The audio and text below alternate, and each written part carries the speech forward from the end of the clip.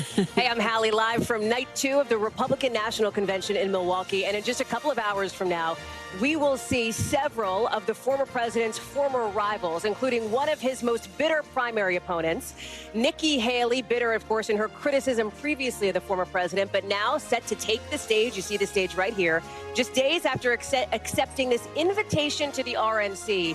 And in doing so, accepting a kind of olive branch, a moment that is set to center the former president's hardline plans overall tonight for immigration and crime on night 2 more broadly. And we're just hearing more about her message. The former UN ambassador is expected to address voters who are uncertain about voting for former President Trump and to make the case for why she is backing him now, according to a source with knowledge of the remarks. It all comes as late today we're seeing Donald Trump's new running mate take the stage, J.D. Vance. Want to show it to you here. We were down there as he was doing his, they call it a walkthrough for his big speech tomorrow night. We've been seeing these moments. You see him laughing and talking there with Donald Trump Jr., a close ally of his and somebody who, based on our reporting, was strongly advocating for Senator Vance, the freshman from Ohio, to get this pick from Donald Trump as the next VP. Typically, we see the VP give a speech on night 3, so that is the anticipation there. Just 24 hours from now, we've got special coverage right here all night long. Vaughn Hilliard posted up on the convention floor. Kristen Welker is staking with me in the booth, and Chuck Todd, I see him right over my eye line here. He's going to join us in just a second. Vaughn, I want to start with you because you've just spoken with a lawmaker who's also a doctor. Remember, and let me just pause for a second and pull back. The thing that is hanging over this convention, of course, is that assassination attempt against the former president on Saturday. We saw him in that extraordinary moment on night 1 of the convention, walking in, a bandage on his ear. And now we're getting more of a sense of the injury itself. From your conversation with Ronnie Jackson, talk us through it. Right. Ronnie Jackson used to be Donald Trump's White House doctor during his 4 years in the administration. And he then ran for Congress in Texas himself, won that congressional seat. He is here. We expect him to even speak. And Ronnie Jackson is now, I want to let you just hear, because he had the chance to see Donald Trump himself and inspect his ear. Take a listen. Congressman Vaughn Hilliard with NBC. It's good to see you. Could we just ask you real fast about how he's doing? He's doing great. Yeah. He's doing great. It's limited details from not only Ronnie Jackson, who it's not clear whether he was seeing him in a formal capacity as a doctor or not, or as a friend. But the campaign team for Donald Trump has also been quite mum on the details. We have not seen a doctor's note. We have not heard anything in terms of specifics of whether he got stitches here. There's a lot of open-ended questions. But you saw him with that bandage when he walked down the first time the public has been able to see him since that attempted assassination this weekend in Pennsylvania. And so, of course, the question here is, again, the political one, too, is the fact that one-time Republican foes, if you will, even on this primary trail, are Nikki Haley and Ron DeSantis. Both of them are set to speak here this evening. Donald Trump set to hear from them. And I was talking to Florida Congressman Matt Gaetz, Hallie, a few moments ago, who is one of his key loyal MAGA allies in the U.S. Congress and a critic of Ron DeSantis and Nikki Haley over the last year. And I said, what do you expect the reception from this arena to be? And he said, we expect folks to applaud both of them because you can have your time for intramurals, but now this is a shirts and skins game here. Yeah. This is Republicans versus Democrats in the final 3.5 months, Hallie. Vaughn, give us a sense of what the floor is like. I mean, there's always energy, there's always enthusiasm. Once people start showing up, this is always kind of like the awkward pre-show intermission, if you will, when folks are just kind of drifting in. You don't have necessarily some of the big names, you don't have the delegates packing the floor, but it is obviously the setup to what is going to be a highly anticipated night, especially with those speeches from former rivals, folks who you covered repeatedly in this Republican primary. Right. I'll have JB just give us a little shot here to the left and a little shot to the right, because it's one of those moments where you turn at any given moment and you see a different face. And literally before we came on air, I saw Asa Hutchinson to my left, and on my right was Rudy Giuliani. So there are still spectrums of the Republican Party today, if you will. Asa Hutchinson, of course, was a Republican nominee or a Republican candidate for president himself, but got about just 1 percentage point support in the Iowa caucuses earlier this year before dropping out. And then Rudy Giuliani, you clearly hear that this woman calling Asa Hutchinson a traitor. Then you have Rudy Giuliani, who has been a close ally, indicted in Arizona in the fake elector scheme and indicted in Georgia as well in connection to the fake elector scheme in the alleged efforts to overturn the 2020 election. Rudy Giuliani was over here. So this is still a Republican Party here. While it has very much been reshaped in Donald Trump's image, one where that does still include some activists and elected officials who have been vocally reticent to Donald Trump. And so I think one of those people is going to be Nikki Haley tonight. And the question here is she kept her campaign going all the way into March to try to unseat Donald Trump as the nominee, unlike Ron DeSantis, who dropped out just after the Iowa caucus. So it's going to be interesting to see the reception that she gets here among the most faithful Republicans in this party. Vaughn Hilliard, thank you very much. I'll let you go wander around, see who you can find. Appreciate it. Let me bring back in Kristen and Chuck here. And Kristen, it's been interesting listening to the conversations that you've been having, the conversations that Chuck's been having as we're here at the convention, as it relates to party unity, because we know that that is the theme that the convention organizers want to be talking about. You are hearing that. I've caught senators in the hallways, others, and Governor DeWine, who you just spoke with on Meet the Press, caught him right after, and he talked about, hey, we're united, but not on everything on policy necessarily. Look at foreign policy. Look at some of these issues here. And the issue that comes up time and time again is the issue of Ukraine. It's one of the biggest policy differences that we see in the Republican Party right now. Donald Trump and J.D. Vance are skeptical about providing more aid, more help to Ukraine.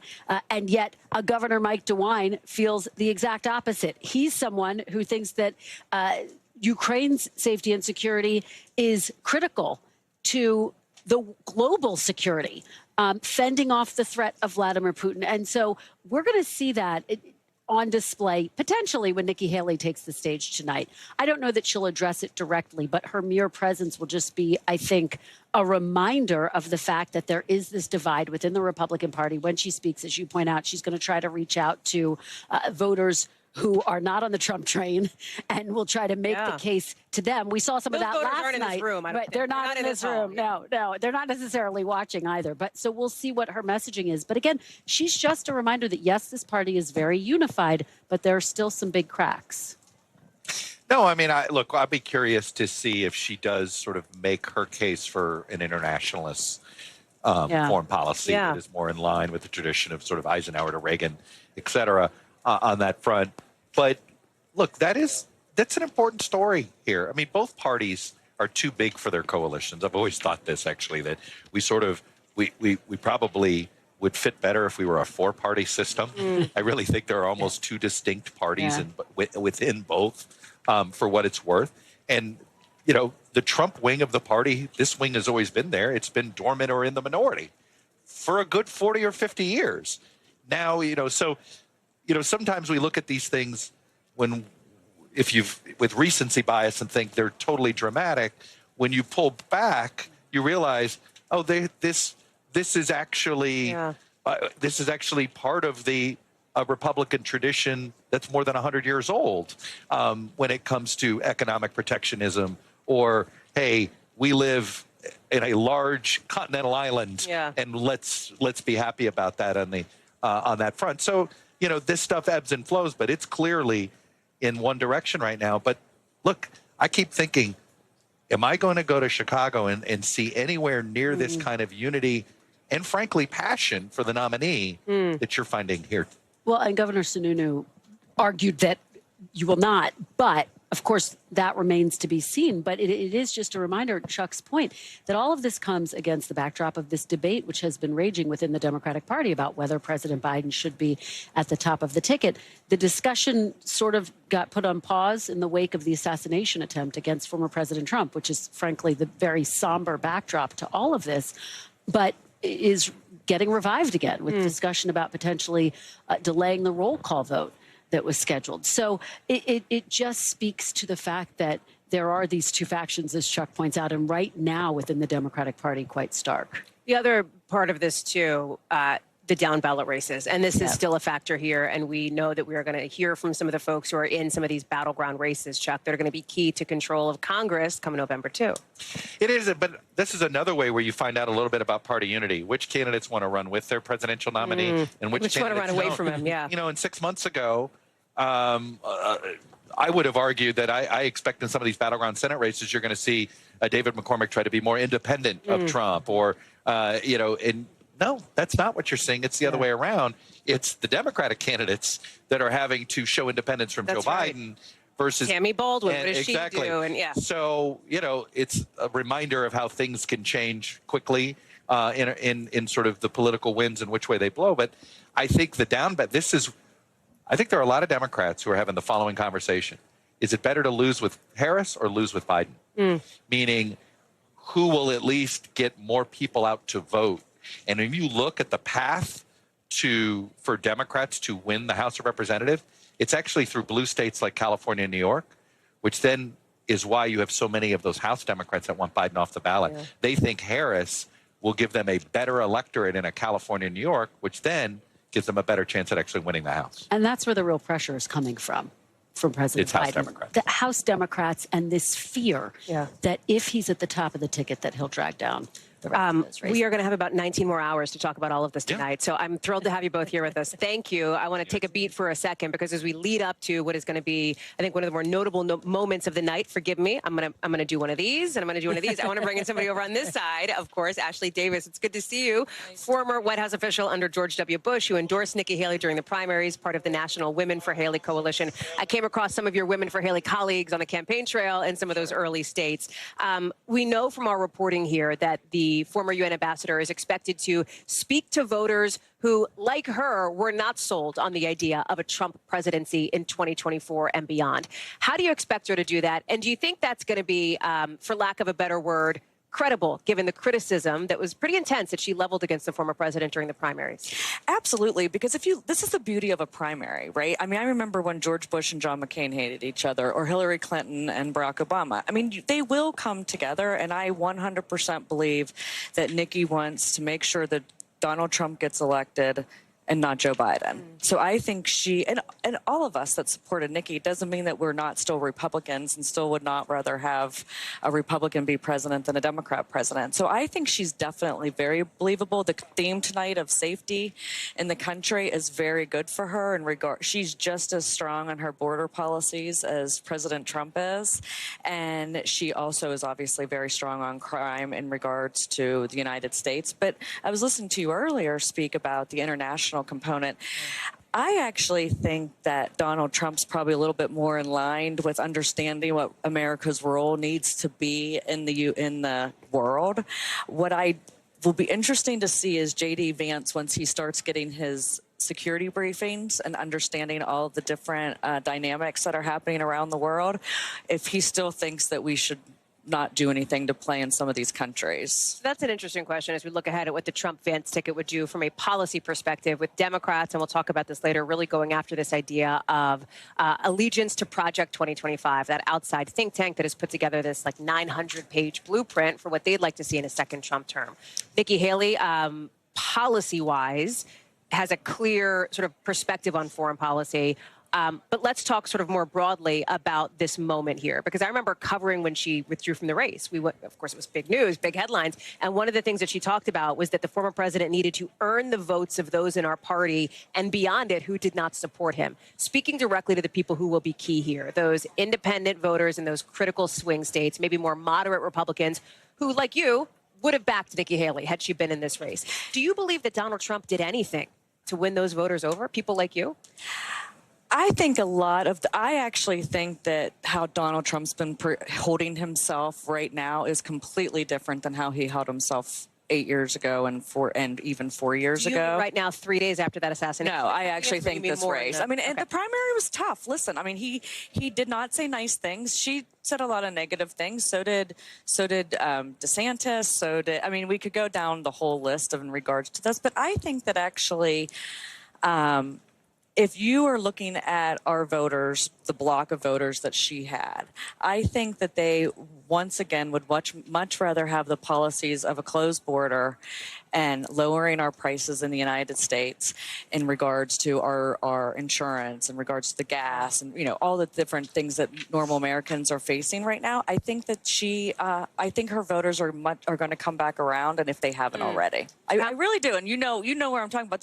There's a lot of emotion, but one thing that she said that she caught him on Hinge. It wasn't, no, both sides. Yeah, and the bird brain comment from his point, But I do have to say, one thing she said when Chris Christie was caught on mic saying about her never winning, she said, when you get out of a race, you have like the different aspects of mourning something. And so and that's what he was doing, which is why she didn't take it personally. Okay. If you look at when she got out of the race till now, months to a long time of healing. And so I do think that even though obviously someone like me was very disappointed, she did so well in the primary, came from nothing in regards to name ID to winning everything but against him, that when you step back and the time heals all wounds, so to speak, that I think there's a lot of people that are coming back around. Ashley Davis, thank you very much. Appreciate you being with us, joining us on set here at the Convention Hall. Thank you. Part of the moment here, even with the shadow of that assassination attempt looming over this, there is still a celebratory aspect to some of this, including with the selection of first-term Senator J.D. Vance as the former president's running mate. While some Democrats in Ohio, of course his home state, are calling him an out-of-touch millionaire, Ryan Nobles is joining us now with The View from Washington. So talk us through the reaction from the Hill and beyond about this selection, somebody who you've covered in a very different capacity as senator versus somebody who is now the vice presidential nominee. Well, Hallie, you're probably not surprised to learn that the response to J.D. Vance's Donald Trump selection as a running mate is definitely falling along partisan lines. You see his Republican colleagues from the Senate roundly praising the pick, even some that were direct competitors of him for the race for vice president, including Marco Rubio of Florida.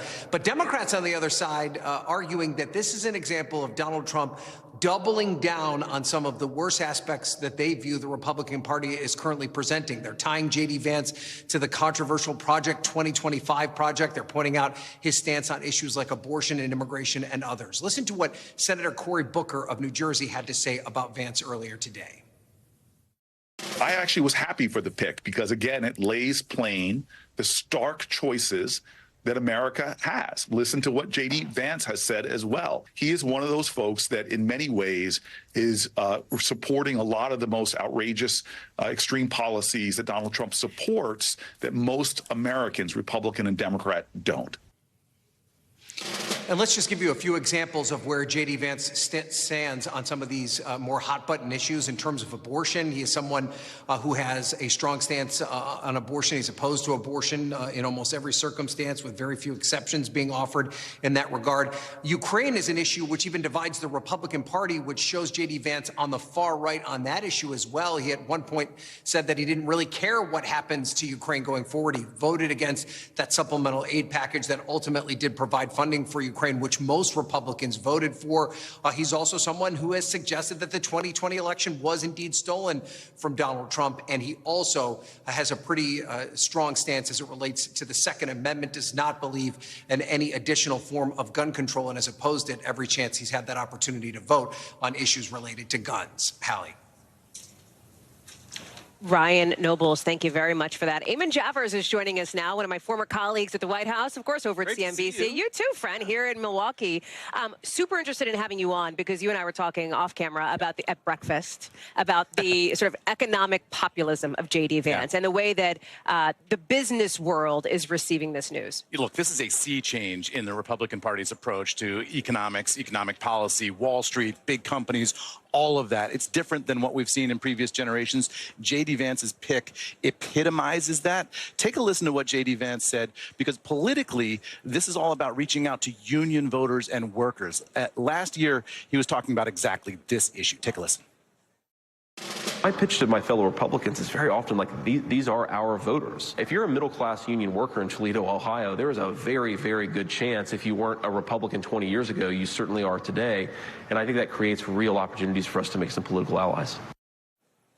And so here at this convention, one of the big impacts has been we've seen the Teamsters here. Sean O'Brien has been here talking to this group. That outreach to workers and to union members is really having an impact. Here's what Sean O'Brien said about a group that includes J.D. Vance. A growing group has shown the courage to sit down and consider points of view that aren't funded by big money think tanks. So all of this, Hallie, is about the idea of reaching out to workers, putting them first, not corporate elites.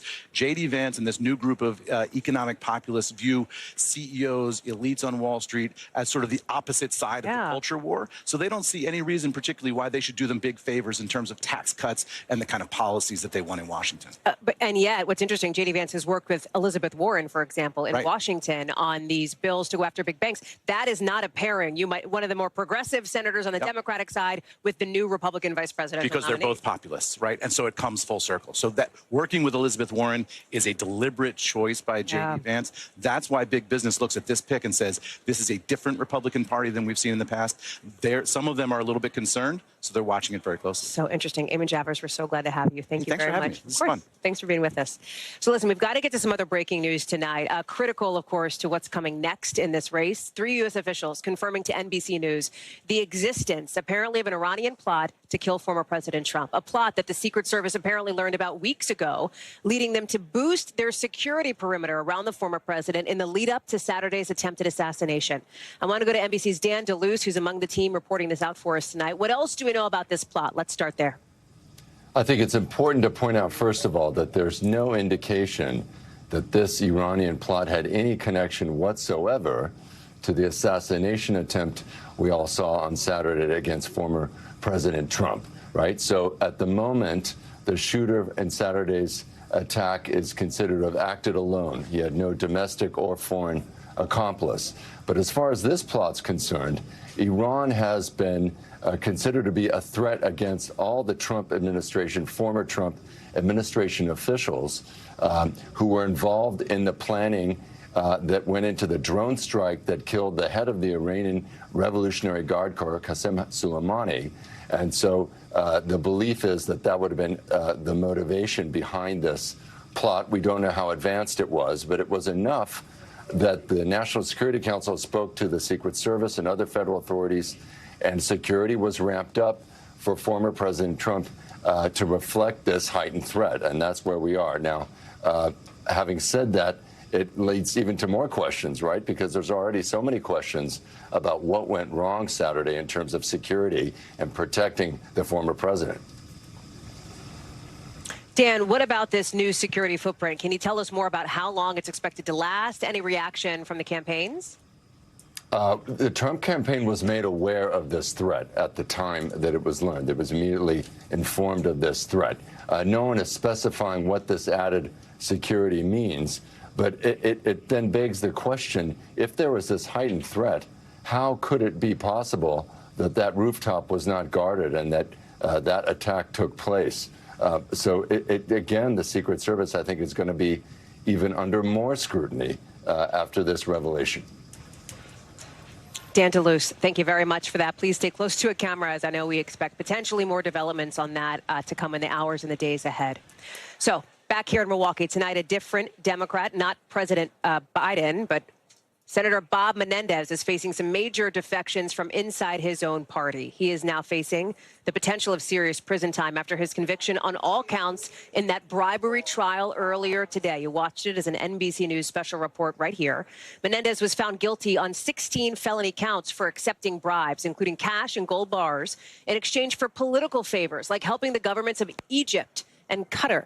Remember, Menendez is still a sitting senator for now, even though a whole lot of his fellow Democratic senators want him to step down. 8 of them just in the hours since that verdict came out, including significantly Majority Leader Chuck Schumer. We'll get to that in just a second, but I want to start with NBC's Tom Winter.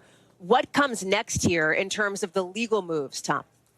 As far as what we know for certain, it's October 29th at 3:30 p.m. The senator will find out his fate with respect to his sentence. That's the most imminent thing on the horizon for Bob Menendez, found guilty today on those 16 counts, Hallie. We should get in the days or week or so beforehand a sentencing memorandum for federal prosecutors. They will lay out everything, and they can usually add, as we like to say, a secret sauce or special sauce to it, kind of include some conduct that maybe didn't come up at trial or reiterate certain points. And at that point, we'll know what they're thinking about from a sentencing perspective. Ultimately, of course, it's up to the judge, Judge Sidney Sine, in this case. So that's who'll be making the decision.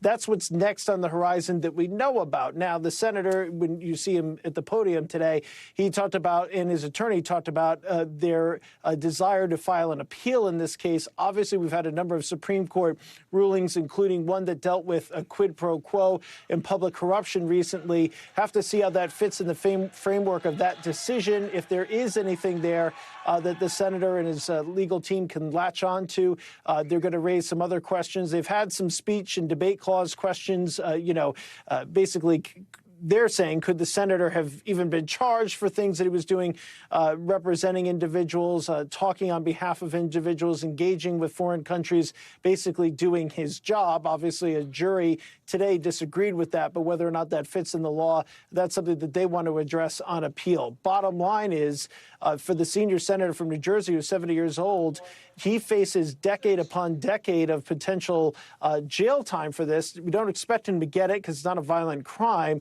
but he does have the very real threat, Hallie, of facing jail time. So that's what's next for him. Yeah. Listen, I know that you're not a Capitol Hill correspondent, Tom Winter. I would never mistake our senior investigative correspondent for that. But if you were looking at the political lay of the land here, you've got this significant move with the Senate Majority Leader Chuck Schumer coming out and saying that he believes Bob Menendez should step aside.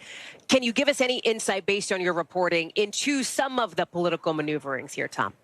Yeah, I mean, I think as far as other New Jersey politicians go, particularly those in the governor's office, Governor Phil Murphy, as well as the other New Jersey representatives, they want him out, and they want him out yesterday. As far as the rest of Congress, I think they, to point to Donald Trump's crimes, but not hold Senator Bob Menendez into account, given the gravity of his behavior, I think creates a potential problem for them. So I can imagine that chorus growing louder, Hallie. Tom Winter, thank you very much. Appreciate you. As we've been on the air, President Biden is condemning political violence at the NAACP convention in Las Vegas in just the last couple of minutes. This is his first campaign event since the assassination attempt on former President Trump. Our team has turned around the tape. I want to roll it really quickly for you so you can hear it. I have to say with one voice, violence is not the answer. That's what we should rally around as a nation. That's the unity I'm talking about. It comes as a group of more than 20 House Democrats are trying to delay the Democratic National Committee from nominating President Biden in their own pre-convention drama, a process that could begin as early as this Sunday, according to a draft letter obtained by NBC News. Lawmakers are worried it could be seen as a way to squash the growing debate that is still ongoing over whether the president is fit for office, calling it a terrible idea. Kelly O'Donnell is joining us now from Washington. Kelly, can we start with this event that's happening? The president, of course, has condemned political violence ever since the assassination attempts happened on Saturday. He talked about it in that exclusive interview with our own Lester Holt, Kelly. And now, simultaneously, he's dealing with some of these questions up in the air about his political future as it relates to the Democratic Party, insisting he will stay in this race, even with some consternation over the nominating process. That's right. And we're seeing in real time how the president is continuing his pledge to condemn political violence, to again offer prayers for Donald Trump and his family, to acknowledge what happened over the weekend, but at the same time to also directly talk about how Donald Trump as a candidate and the policy differences. And the character of the man is something that Joe Biden says he is running against. Before the NAACP, talking about a term that Donald Trump had used referencing black jobs and saying he knows what a couple of those are, one being Vice President of the United States, which got a big, rousing set of applause from the group at the NAACP conference. The president is also continuing to try to tamp down any of the pressure, the questions, the push, if you will, from those within his own party, especially elected Democrats, who are concerned about his fate remaining at the top of the ticket and what that could do to the party and down ballot races. Real concern about that. And there are still some who are actively trying to get his attention and to make certain he is aware of current polling. Some of that dealing with the issue of when Joe Biden would be officially renominated again for the Democratic National Convention in what's known as a virtual roll call, and the the committee behind it, the DNC, says they are not making changes to that, and that is part of the plan for the Democratic National Committee. Obviously, we're dealing with the RNC still underway here, and pressure to try to get that kind of urgency in front of the president to make sure he's considering these things. So that tension is still there. Hallie? Kelly O'Donnell live for us there in Washington, back home. Kel, thank you. Coming up, a lot more to get to here during our special coverage of the Republican National Convention. We'll take you to the big board to break down the other fight for power this year, the one for control of Congress. Night 2 of the Republican Convention about to get started not too long from now. Stay with us.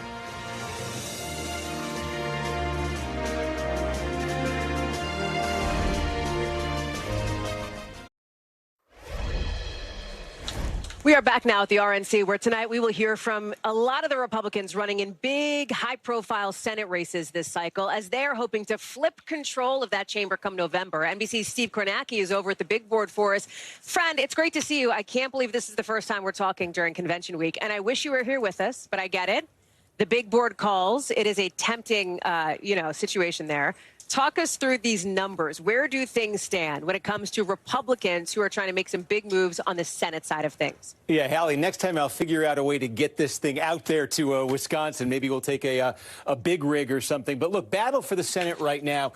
Democrats have 51 seats currently. Republicans have 49. And there's two levels to this, I think, from the Republican standpoint of looking at the Senate playing field. First of all, there's what looks like low-hanging fruit for them. There are 2 Democratic seats up this year in very red states. That's West Virginia and Montana. This seat in West Virginia open. Joe Manchin not running again. This John Tester, the Democratic incumbent in Montana. But these are both states that Trump won overwhelmingly in 2020. And you could see the math. Simply by winning those 2 seats, Republicans would already be over 50, and then the Democrats would have to pull off some kind of a big surprise in one of these red states. Otherwise, that alone would hand Republicans control of the Senate. And in fact, if Trump wins the presidency, 50-50 is good enough for Republicans. So if Trump wins the presidency, simply winning West Virginia, where Republicans are overwhelmingly favored right now, would get them the Senate, barring the Democrats pulling a rabbit out of the hat.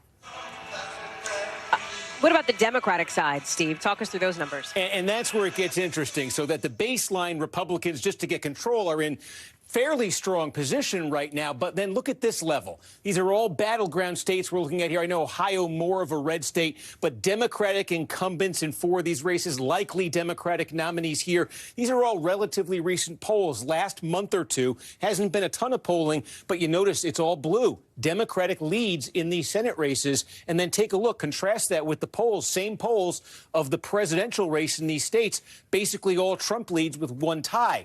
So there it is for Democrats. If they can actually keep this, sort of like defying gravity, but if they could keep this up, they could at least mitigate lots of potential damage on the Senate side. Meanwhile, if Republicans could ever sync these 2 up, that's where you'd get a Republican Senate landslide.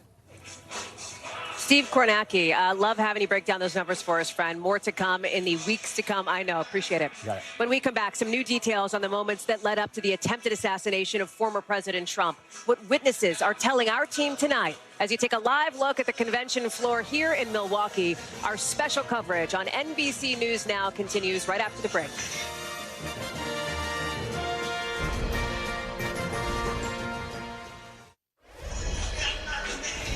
Tonight, a warning from the FBI and Homeland Security, both now saying there's the potential for retaliatory acts of violence after that assassination attempt on former President Trump. You've got officials now worried extremists may carry out attacks to get some kind of payback for the shooting at Mr. Trump's rally in Butler, Pennsylvania. You are looking at those moments in the aftermath there. And this, of course, the former president in that moment when he walked out here in the convention hall alongside his new running mate, J.D. Vance.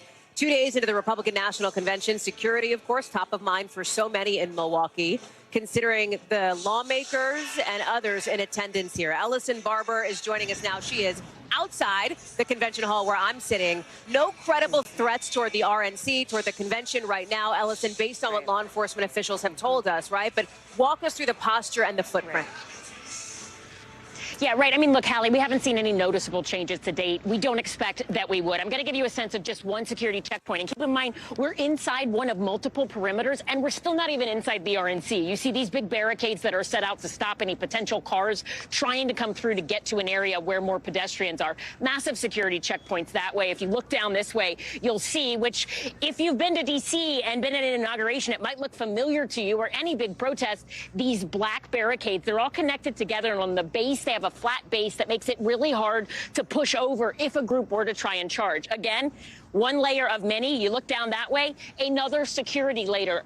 Outside of this official perimeter, we have seen police from Cincinnati, Ohio, Columbus, Ohio, the state of Indiana, really everywhere you can imagine in the area. There's a visible law enforcement presence constantly, and that's just what we can see. When we talk about these different new threats, one thing to keep in mind, we have heard repeatedly from local and federal officials that the security posture here has long been established and that they were at the highest level they could be at, that this is a designated national security special event, NSSE, and they've been planning for it for at least 18 months. That being said, we did hear from the director of the Secret Service in a statement yesterday where she said those plans by nature are designed to be flexible and that they'll constantly reassess and adjust if needed. But again, the perimeters here, and this is already after there have been multiple perimeters to get to this point, it's already a lot. It's hard to imagine any other visible changes coming soon. But of course, there's a constant flexibility with any law enforcement large special security event that they can change if needed. And that's what we expect to continue in the days ahead. Hallie? Ellison Barber live for us in Milwaukee. Thank you.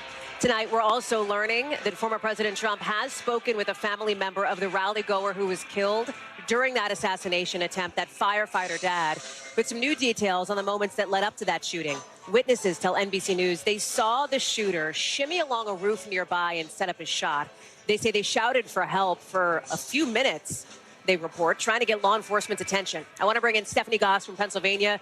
You have been digging into this. I know you had an opportunity to speak with one of the leaders there in Butler Township. What are we learning about the officers who first came upon the shooter? Because this has been a big question and a big point of contention here.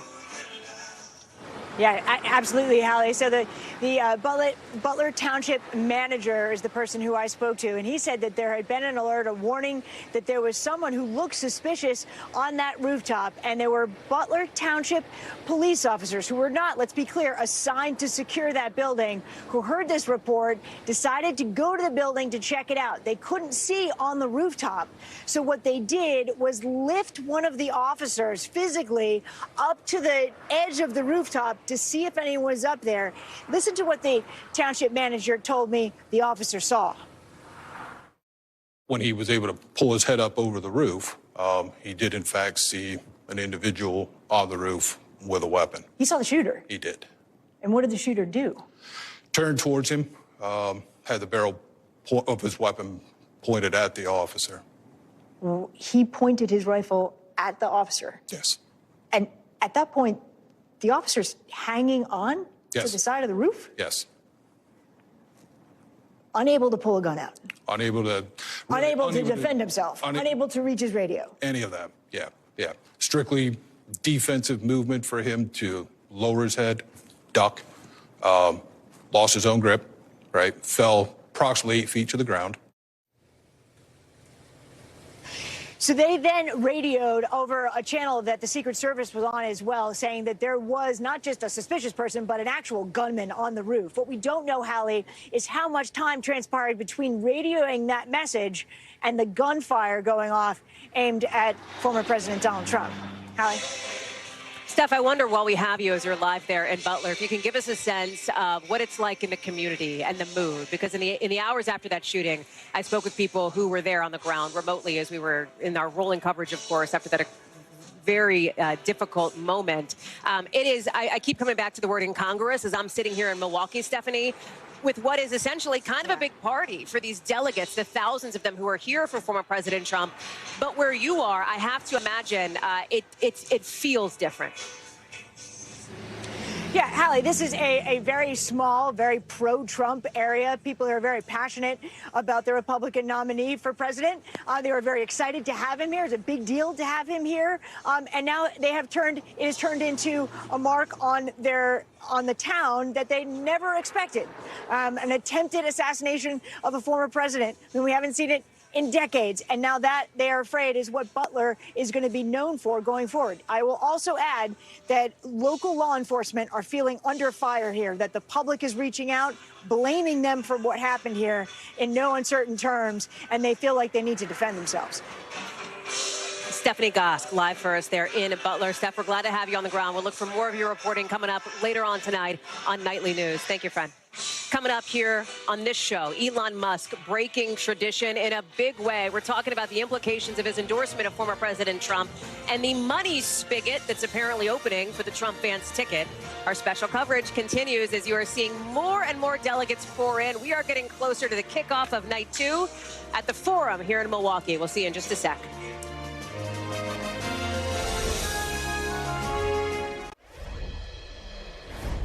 Elon Musk, of course, the owner of X, Tesla, et cetera, promising big money to a pro-Trump super PAC to the tune of $45 million, not just in one donation, $45 million every month, according to this new report from the Wall Street Journal. That is big time. And it comes after Musk kind of broke tradition by endorsing the former president, something we really haven't seen from the heads of other major social media platforms before. It comes just 4 months after Musk tweeted he was not going to donate any money to either candidate. Now, remember, this is a guy who owns one of the most used platforms in the United States. 1 in 5 Americans say they use X, formerly, of course, Twitter. Christine Romans is joining us now. And Christine, listen, the op-ed pages, and I want to be very clear, of newspapers, right? Not the news piece of it themselves, but the op-ed pages have been endorsing political candidates for a long time. And there's this discussion, you know, social media is kind of like the new front page, if you will. Is this the digital age equivalent of like an op-ed endorsement? Because it's not just the name Elon Musk putting the muscle behind the Trump Vance ticket now, but the money, too, which we should note Musk himself has not yet confirmed. It's an interesting analogy, and I'll just say that newspapers do have editorial standards, and web platforms like X do not in some cases, so it's kind of hard to see what is news and what is opinion. But this is Elon Musk really going out there and saying he's going to donate an awful lot of money to this cause. This is Wall Street Journal exclusive reporting here. This is what the paper says. Formed in June, America PAC is focused on registering voters and persuading constituents to vote early and request mail-in ballots in swing states, according to one of the people. The article goes on to say that Democrats do this well, and that is something that Republicans have noted. They have actually fought early voting and mail-in ballots in the past, but now sort of this PAC seems to be trying to go in there and repeat what Democrats have been successful with doing, hiring hundreds of people to talk to swing state constituents and actually do a get-out-the-vote campaign. So here's how Musk is responding. He basically retweeted this with a commented on this, first saying GNUS about the Wall Street Journal story. And then that's what he said earlier this year in March. Just to be clear, I'm not donating money to either candidate for president. But then he later retweeted this Wall Street Journal article, put this meme, this humorous meme on it. And then he tweeted this, which I thought was interesting. He retweeted somebody or responded to somebody. He said, yeah, to someone who said this. Elon Musk went from being an Obama voter to pledging $180 million to elect DJT. The woke left really screwed up, I guess, badly. So that's sort of how this all unfolded here. Christine Romans, it is just so interesting, especially considering all the attention on anything Elon Musk does. Christine Romans, great to see you. Thank you. Appreciate it. I want to bring in our panel now. Democratic strategist Amisha Cross will be joining us in a sec. And I want to start with Meet the Press contributor and former chief of staff for the former vice president, Mike Pence, Mark Short, who is joining us now in Milwaukee. And forgive me because the band has just kicked its sound check into high gear. My head is ringing. So listen, a lot of developments today as we look ahead to former UN Ambassador Nikki Haley and her remarks here tonight. Interestingly, one of our team overheard the Texas delegation being instructed not to boo Nikki Haley, that this should be seen, in their view, as a moment of unity, according to a speaker at their breakfast this morning at one of the delegate events.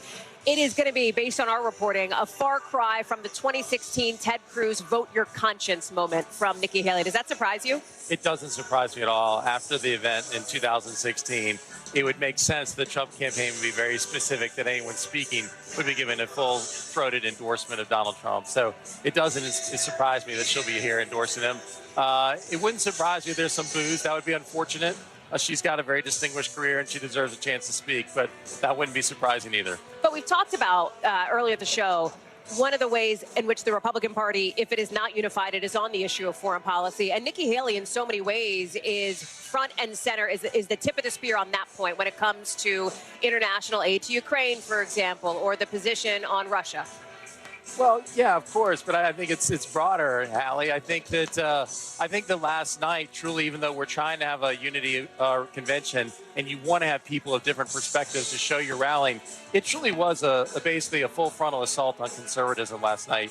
From the position of basically a speaker saying NATO was at fault for Putin's invasion in Ukraine, having a speaker talk about job creators in our nation as corporate pigs, having speakers that I don't think really stick to where we are in social conservative values. And so I think it's broader than simply the national security issue. I think that last night was really an affront on conservatism. And I think there's been a marriage between populism and conservatism that's been convenient for our party to succeed over the last several cycles. But I think that last night really was truly a populist attack on conservatism inside our party. Has the ship sailed, to get back to the Republican Party that is more familiar to you? I think that the pendulum swings, but certainly last night was something that was, as I said, it was pretty much an attack on what I think conservatives believe in. Do you still consider yourself a Republican? I still consider myself conservative. Do you want me to ask it again? I mean, do you consider? Yeah, I consider myself a Republican, but first and foremost, I'm a conservative. I think that there are principles that hopefully have helped America prosper for generations. I think we cite back to our founding of this nation, regardless of what that party is. So why is it then, do you think, that this marriage, as you put it, of populism and conservatism is happening now? Is it opportunistic? Well, no, I think that Donald Trump successfully tapped into a lot of voters in middle America that were blue-collar workers that helped us to put together a winning coalition in 2016. He deserves enormous credit for that. But I think there's a misreading. I think in many cases, many of those blue-collar voters were participating in Republican politics for cultural issues, and they'd seen the Democrat Party shift so far to the left that it came. But I think that a lot of Republicans are misreading it and saying that this was an economic nationalism moment. And really what voters want is the government interfering in regulation. They want the government mandating a higher minimum wage. I think there's already a Democrat Party for that, Hallie. It seems like Republicans are trying to compete with the Democrat Party on economic issues. Well, that tees us up perfectly for Amisha, who's back home in Washington. Amisha, I wonder about your response to what Mark is talking about here. How do you see it? Well, I honestly think Mark is right. When I was watching certain aspects of the first night of the RNC, it sounded like if you didn't have the RNC flag waving behind it, that it would have been a night at the DNC. I think that what they're trying to do, this isn't a unity message as much as it is one where they recognize that American people want lower taxes. They recognize that American people want to be able to afford childcare, that they want to be able to, have union representation. And I think that they are co-opting messaging, meanwhile not aligning policies to that message. And I don't think that the American people are going to fall for it. But hell, the marketing and messaging strategy they are trying to use to appeal to a bigger tent, I think is interesting, considering that Donald J. Trump chose J.D. Vance. J.D. Vance is a MAGA baby. He's a MAGA millennial. They are both, two sides of the same coin. I don't think that he's trying to expand his base. He's definitely not trying to appeal to women voters. They weren't really trying to appeal to minority voters either. If they were, they would not have brought back Amber Rose, who hasn't been relevant since 2006. Amisha, let me ask you this. Since the assassination attempt on former President Trump, calls have mostly, for now, quieted for President Biden to withdraw himself from the Democratic ticket. What are you hearing from the sources inside the Democratic Party that you're talking to? Is this merely a pause, or do you think there is a resignation on the part of Democrats who did not want to see President Biden on the ticket that he will remain on it? Well, I think Democrats are circling the wagons. They're aligning around President Biden, one, because they are recognizing that the black community is still with him as well. The road to the Democratic victory has been, for the past 40-plus years, gone through the black community. Right now, Joe Biden is at the NAACP conference in Las Vegas talking to black people specifically about the gains that his administration has created for the black community. I think that they are moving away from listening to the press, listening to donors, to actually listening to voters. And voters have not moved on their support of Joe Biden, specifically in communities of color. Amisha Cross, Mark Short, thank you both very much. It's great to have you on for our special coverage here on NBC News Now.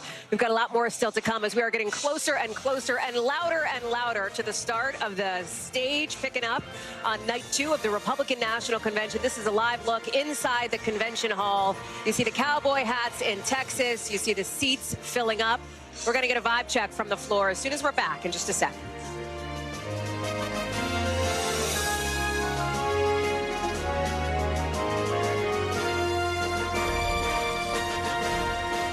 It is picking up here. We are just minutes away from the start of night number 2 of the Republican Convention. The focus tonight, of course, on all things border security and immigration. Jacob Soboroff is talking. I wonder if he lost the live. Let's listen in. He might be just talking to us here. Let's listen. Oh, Hallie, hey, I'm so sorry. No, I do hear you now. Come with me, guys. I want to show you a little bit about what the vibe, in the words of Hallie Jackson, a little bit of a vibe check. Come with me. So everybody's sort of filling in for the program tonight. We know what the, hey, how are you? Good, man. It's nice to see you again. What's happening? How are you? Thing is, Hallie, you end up meeting people out here that you've seen the night before. You're a member of it. Remind me, tell me if I get this correctly. Alex Rizzo, Florida House of Representatives. Yes. Head of the Miami-Dade Republican Party. County Republican Party. Yes. Okay. Good one. How'd you find the first night? Fantastic. Electrifying. Loved it. Just a real message of unity and just hope. A message of unity and hope. What do you expect tonight? Tonight, the topic of the evening is supposed to be immigration. Yeah, well, again, safety, security, something that I think the majority of Americans want.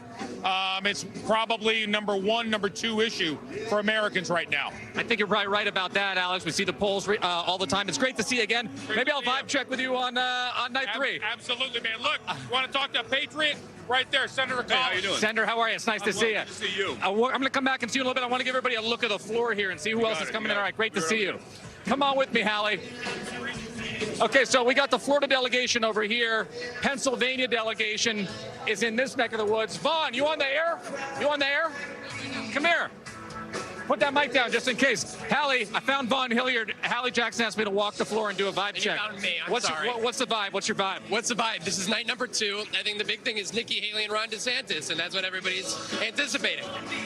Have you seen any of these folks? Have I seen Nikki Haley or Ron DeSantis? Yeah, they hear you? Nikki Haley, she did her little mic check earlier. See, Vaughn Hilliard is far more plugged in than I will ever be. She's only got 5.5 minutes to speak. I think that is the question, is how will this convention react to somebody that's stuck in the race so long?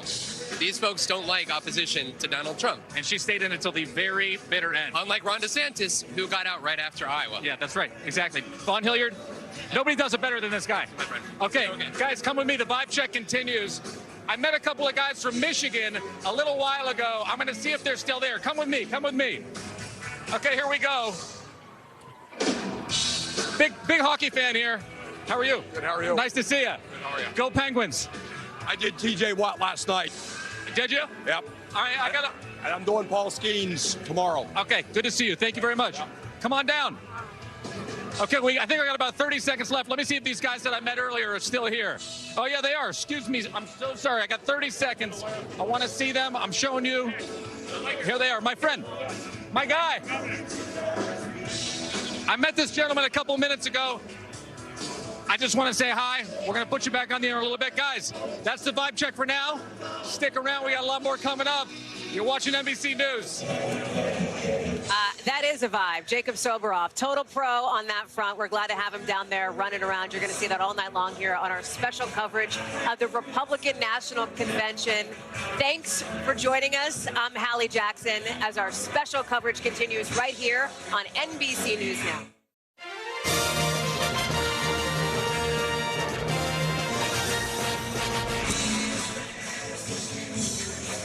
Good evening. We are back on the air. You're taking a live look now at the floor of the Republican National Convention here in Milwaukee. The seats are getting filled. The delegates are showing up. I'm Hallie Jackson. And I'm Tom Yamas. An exciting night, day 2 of the Republican National Convention. The theme tonight, Make America Safe Again. But it should also be called the Team of Rivals night. We're going to be hearing from people like Nikki Haley, people like Governor Ron DeSantis. People like Ted Cruz, people like Marco Rubio, former rivals of the former president, who will now be coming out to make the case as to why people, not just Republicans, but others, should vote for Donald Trump. Taking a live look now at the convention floor and the stage as we hit prime time.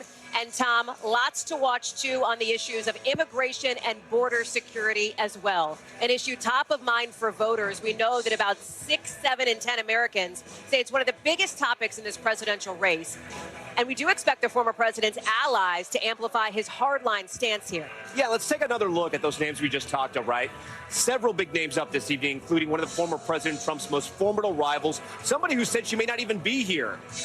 Former governor of North Carolina, Nikki Haley, South Carolina. Haley, who ran against Trump for the Republican nomination at first, said she wouldn't even be in attendance at the RNC, but in a complete about-face, she's now slated to speak. Will she be able to convince her supporters to vote for the man she once fought against? Others on this roster include 2 former Trump rivals, Florida Governor Ron DeSantis and Vivek Ramaswamy, as well as you mentioned, Senator Ted Cruz, who refused to endorse Trump in 2016. But like many Republicans here, has come around. And Senator Marco Rubio, who was in the running to join Trump on the ticket, and Lara Trump, the RNC co-chair and the former president's daughter-in-law, set to close out the evening. Even though crime and the border are the issues of the night, some of those high-profile remarks will likely focus on the assassination attempt on former President Trump's life. Trump arriving at the RNC last night with a bandage on his ear just 2 days after that shooting. This was the moment right here, seen all over the country. Anyone who's tuning in to the broadcast and sent around in clips on social media.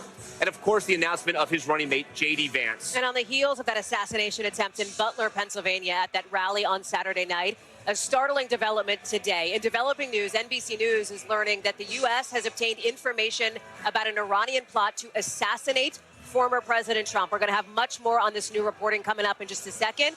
And we've got the team here. If it's a team of rivals on stage, it's a team of best buds here at the Republican convention. Our chief political analyst, Chuck Todd, and moderator of Meet the Press, Krista Welker, joining us as well.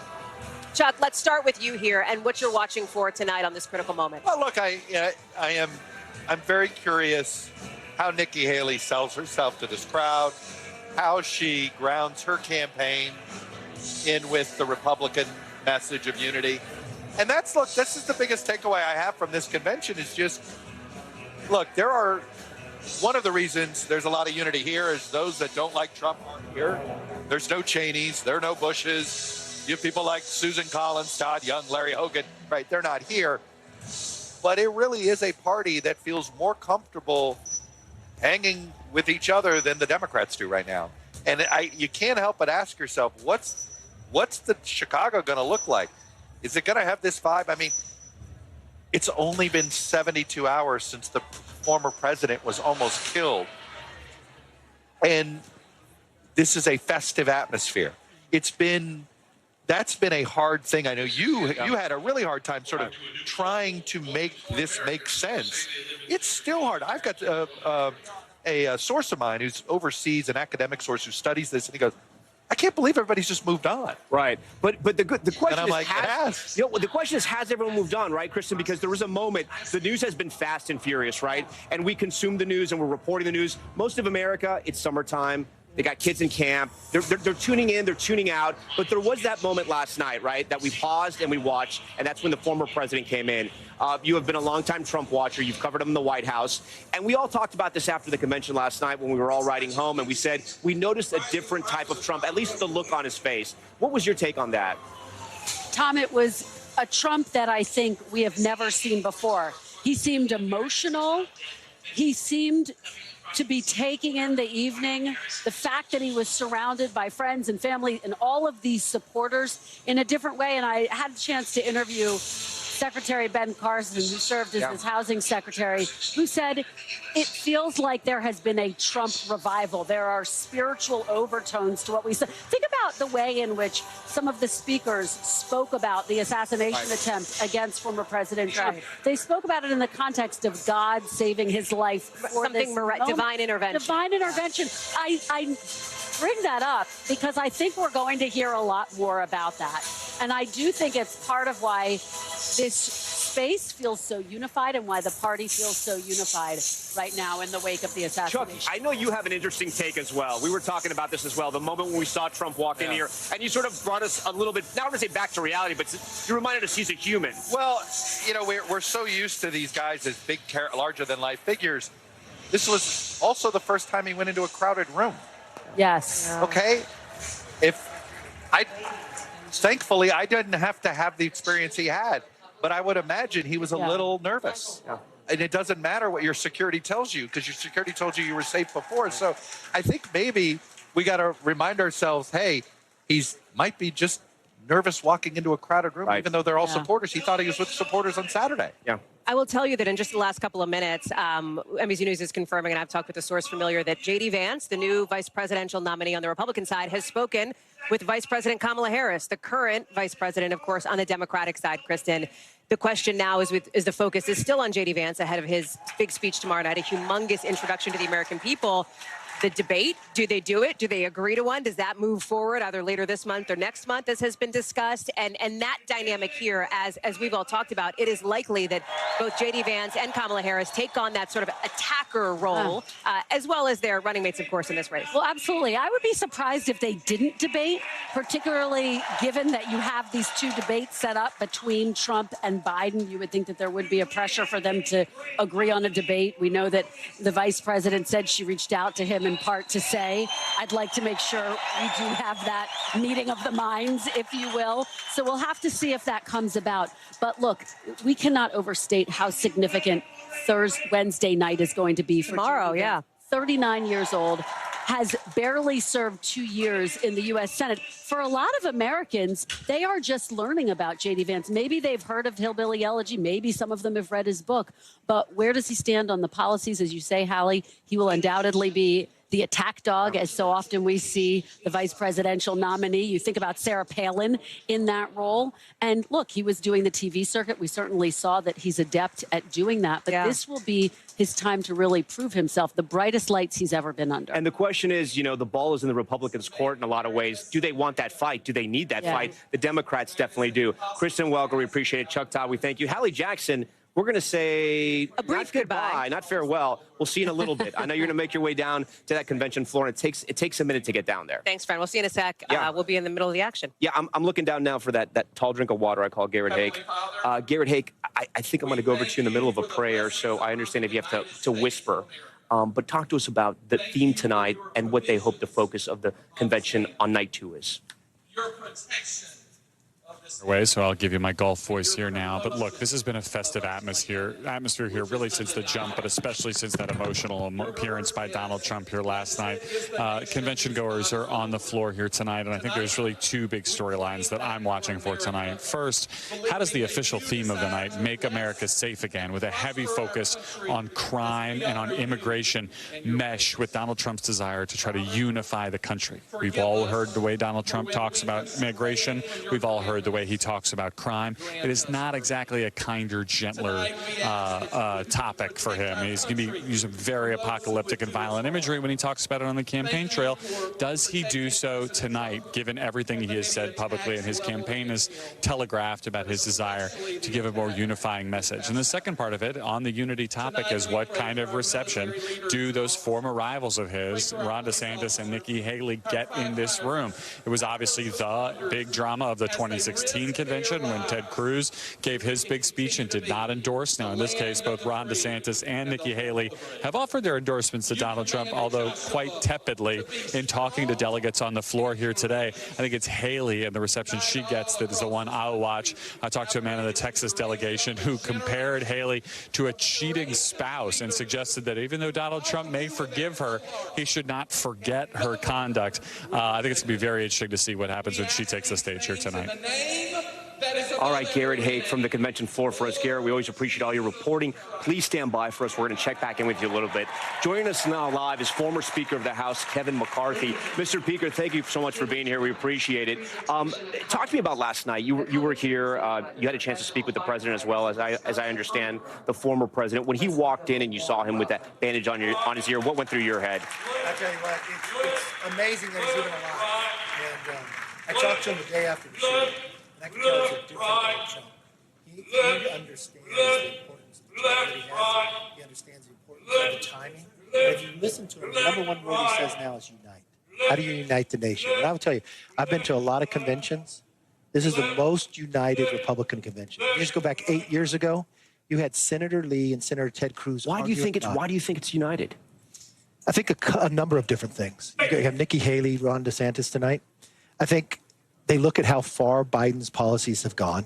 The open borders, the inflation, the 13 Gold Star families in Afghanistan. You've been through something that we just watched over the weekend as well.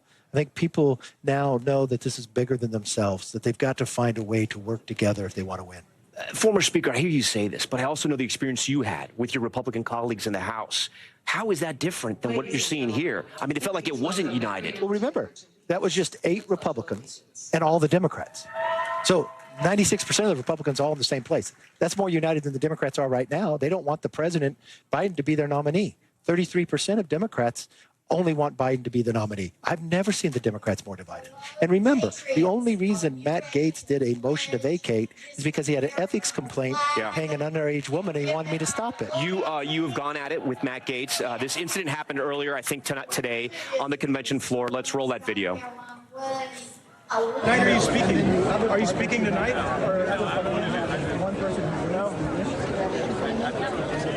Hey, you're not. If you took that stage, you would get booed off of it. You would get booed off the stage. So, first question. Obviously, you never want an interaction like that, especially an interaction like that in front of media cameras. What do you have to say to Representative Matt Gaetz? I think it shows exactly who Matt Gaetz is. Do you think you'd get booed off stage if you spoke here tonight? Not at all. You would not, because you still have a relationship with the president. You still talk to him. Very close, yes. Why do you think he had to do something like that? Who? Matt Gaetz. Well, it's all about, he had an ethics complaint 4 years ago that he paid an underage girl, and she has come to ethics, and he came to me to try to leverage me to stop the ethics investigation. That's illegal. I'm not doing that. If I had to lose my job over holding up the law, he tried to utilize that. I kept government open. Think about that. I kept government open, and he tried to make a motion to remove me. Now, the Democrats all went along. That's a question for them. But a few days later, Israel was attacked. Could you imagine our troops not being paid, government being shut down that time? Look, I wouldn't do one thing different. Do you think the Republican Party is more Kevin McCarthy or is it more Matt Gaetz? Well, I would hope there wouldn't be another Matt Gaetz in the Republican Party. I mean, paying underage women, the other people who are involved in that are in jail. So, I mean, look, everybody has different people in their party. Unfortunately, Matt happens to be here. I think at the end of the day, he probably shouldn't be on the streets. Let's move on to the new ticket, right? You have Senator J.D. Vance, who is going to be second in charge if this election happens and Republicans win. You had given advice to former President Trump. You said, pick Glenn Youngkin, the governor of Virginia. Get rid of your short list. Why did you tell him that? Well, I look at the map of how to win, right? I've been one of the leaders that have always won seats when Republicans lost and elected the most women, the most minority Republicans since Reconstruction. California Republicans. I elected 5 more. I mean, Nancy Pelosi lost her majority in California, 5 in New York, Juan Ciscomani in Arizona, Lori Chavez Dreamer in Oregon. We haven't the map before. So he's got to win one of the 3, Michigan, Wisconsin, or Pennsylvania. He can win Virginia, too. And Glenn Youngkin is very popular. Think about it. He really got the Republicans on the whole issue of education. He stuck that nerve, and I think that'd be a great combination. Remember, you've got to put a team together. There's probably a place for Glenn in here. There's a lot of great people that run.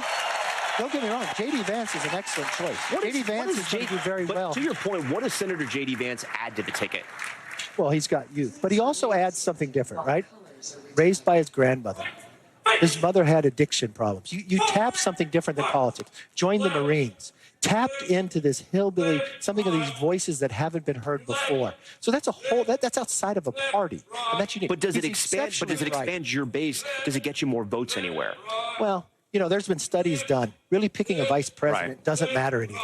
And I would say in this election, it didn't matter. Yeah, except for what happened on Saturday, though, right? It doesn't matter. This is a race between President Trump's policies and President Joe Biden. Yeah, you addressed the convention in 2016. I've done for the last 4 years. Yeah. What do you think the message to Republicans should be and the Americans tuning in tonight? Well, I think what they should see is this new Republican Party, that they're going to tone it down. They're going to focus on the problems that we have. Make it about policy. In government, you have to find compromise. And you got Nikki Haley, Ron DeSantis, amazing Republicans out there doing an amazing job. But this party is more united. But you may not be a Republican. You may have never had voted for us. But you know what? Maybe even voted against Trump. There's a place in this party for the Democrats have a problem right now, right, where President Biden, the incumbent, is staying put. He says he wants to run again. He told our Lester Holt as much yesterday. But then there are House Democrats that are going around talking to donors, talking on background to reporters, saying they want him to go. What are they seeing that maybe the American public hasn't seen yet in the poll? I don't know, because I've been talking about this for the last year. Joe Biden is not up to the job. It's not just those in Congress. Only 33% of Democrats support Joe Biden for president. They want somebody else on the ticket. And these in Congress right now, these Democrats, they're actually making the contest even harder for Democrats. But why are the national polls, and even some battleground polls, why are they still sort of razor tight? It's going to be tight. We're a divided nation. When Joe Biden won 4 years ago, he only won by 48,918 votes, and he had a favorability rating of plus 10. He's minus 18 today. This day, 4 years ago, Joe Biden was leading by 8.2%. So it is a much different place because people now see the policies. It's unusual to have one president that served and another current president. So you have memory that the border's secure. We didn't have inflation. Yeah. We didn't have 13 Gold Stars families. We didn't have 5 embassies evacuated. North Korea was no longer testing its missiles. You didn't have this axis of evil of China, of Russia, of Putin, and North Korea and Iran. Do you think he stays the nominee? Yes. You do. You don't think Democrats are going to be able, the ones that want to get rid of him will be able to get rid of him? The only person that could determine whether he's the nominee is himself. Yeah. Speaker Kevin McCarthy, we thank you so much for taking the time to talk to us and answer all the questions. I want to bring in Dasha Burns. She's with the Ohio delegation, the state where Senator J.D. Vance, of course, represents right now. Dasha, give us a sense of what things are like on the ground there where you are. And I guess my big question to you is that if this ticket wins, right, Senator Vance can no longer be the senator of Ohio. Governor DeWine would have to appoint somebody. Yesterday, right here on NBC News Now, Vivek Ramaswamy said he would be open if he was asked to run. How do people in Ohio, how do those delegates feel about that? Well, that's a great question. Actually, perhaps I can ask one of them. Are you all with the Ohio delegation? Let's come over this way. This is North Carolina. We'll pull over to the Ohio delegation. Excuse me, folks. You're with the Ohio delegation, or you're Governor DeWine. Doing very well. Have you considered who you might appoint for Senator J.D. Vance's seat? Much too early. We have to win in Ohio. We have to get Bernie Moreno elected to the United States Senate. That's what our focus really is right now. Have you talked to folks about what this really means, not just for Ohio, but for the future of the Republican Party? Well, look, we're very happy in Ohio to have J.D. Vance on this ticket. It's been since, I think, 1944 is the last time we had a vice presidential candidate. So it means a lot to Ohio, and we're very happy about it. He's a great addition to the ticket. His life story is an amazing life story. He's going to be a very strong vice president and vice presidential candidate. What do you think this says about the future of the party? Well, he certainly is the new generation. And if you look, this is one of the rare times when we're going to nominate a person to run for president who can only serve one term. So that puts, the next election and starting in 3 years, we're going to have a lot of people in there, but J.D. Vance will certainly be one of the main people. Holding on to the Senate, of course, is extremely important, or taking back the Senate is extremely important for Republicans. That's an important seat. Are you concerned about what that might mean for that seat and holding on to it, keeping it red? Well, we certainly have to. You're talking now about when J.D. is elected and I'm doing a replacement. Oh, sure. We have to have someone who can hold the seat. We have to have someone who can win an election, win a primary, win a general election. They also have to be able to run consecutively, basically for 4 straight years, because he's going to run in 2026, then they'll have to run in 2028. So it takes a special person to do that. Vivek Ramaswamy, who of course was a primary Republican candidate, has said he would be open to running or to taking that seat. What do you make of him and that idea? We have a lot of good people. This is much too early. We got to go win. We got to focus on winning now and not get too far ahead of ourselves. Governor, thank you so much. Thanks for doing this last minute here. Well, there you have it from the horse's mouth. That is the man who would make that appointment in the event that that ticket gets elected. And he says it's too early to tell, but is excited to see Vance as the former president's running mate. Dasha, I want to kind of ask you about that. That was quite the moment you got right there with Governor DeWine. It didn't seem like he was completely in the Vivek Ramaswamy camp. I guess maybe being a little bit more careful about what happens in the days and months ahead. Yeah, I think that's exactly right. Look, Vivek Ramaswamy has been a bit of a controversial figure. He's never held elected office. He kind of came out of nowhere. He did get a lot of attention in the primary, but ultimately very, very little support. And there are a lot of factions in the GOP that you feel like he's too much of an unknown factor, perhaps holds views that are a little bit too out of step with the classic Republican talking points, classic Republican platforms, but he is somebody that is looking to shape himself as the future of the party, given his age and given how much traction and attention he did grab in this primary. Dasha Burns, great interview there. We appreciate it. We do want to go to the convention floor right now. The governor of Tennessee is speaking. He's the chairman of the Republican Governors Association. Let's listen in for just a little bit. Republican governors sent the National Guard to the border to protect it, to crack down on cartels and fentanyl and human trafficking. They tried to let the Chinese Communist Party buy our farmland. Republican governors banned it. They attacked parental rights. Republican governors fought back for a parent's right to choose their own child's education. President Trump was right when he said that school choice is the civil rights issue of our time.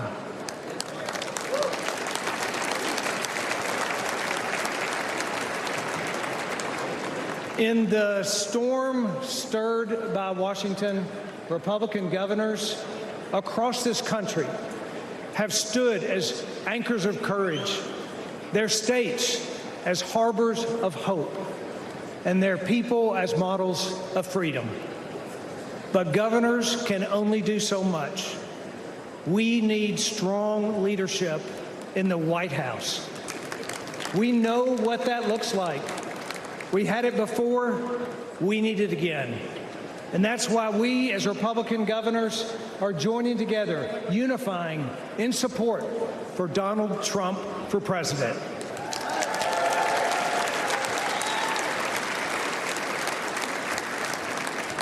I count it as a great blessing to take my place on the wall, to stand where those before me have stood beside people like you, each guardians of our shining city on a hill.